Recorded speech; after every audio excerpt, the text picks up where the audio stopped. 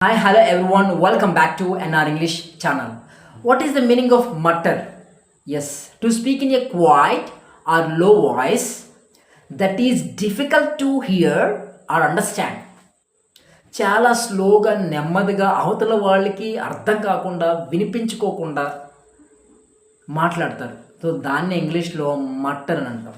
Speaking అన్క్లియర్లీ అసలు అర్థం కాదు వాళ్ళు ఏమంటున్నారు. సో దీన్నే తెలుగులో గొనుగుట అంటాం. ఎస్.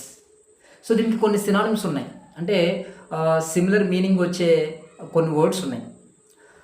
విస్పరింగ్ అంటే గొనుక్కోవడం, అలాగే మర్మరింగ్ అంటే గుసగుసలాడటం, okay, mumbling and grumbling, okay. ఈ విధంగా వీటన్నిటికీ కూడా గుసగుసలాడట లేకపోతే గొనుగుట, సనుగుట అనే మీనింగ్ వస్తుంది. Okay, now let me tell you some examples of this word mutter.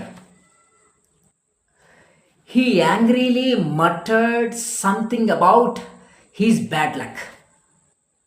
అతను తన దురదృష్టం కోసం ఏదో కోపంగా గొనుక్కున్నాడు.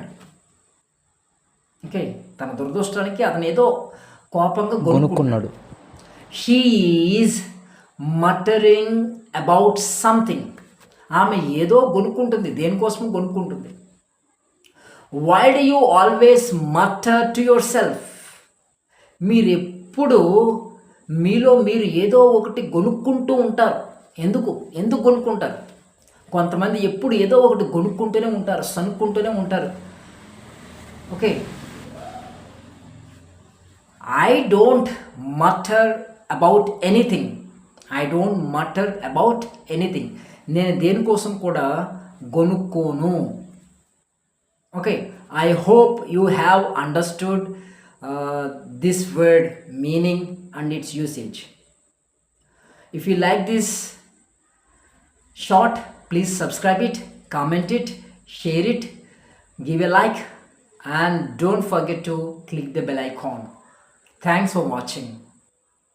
Thank you.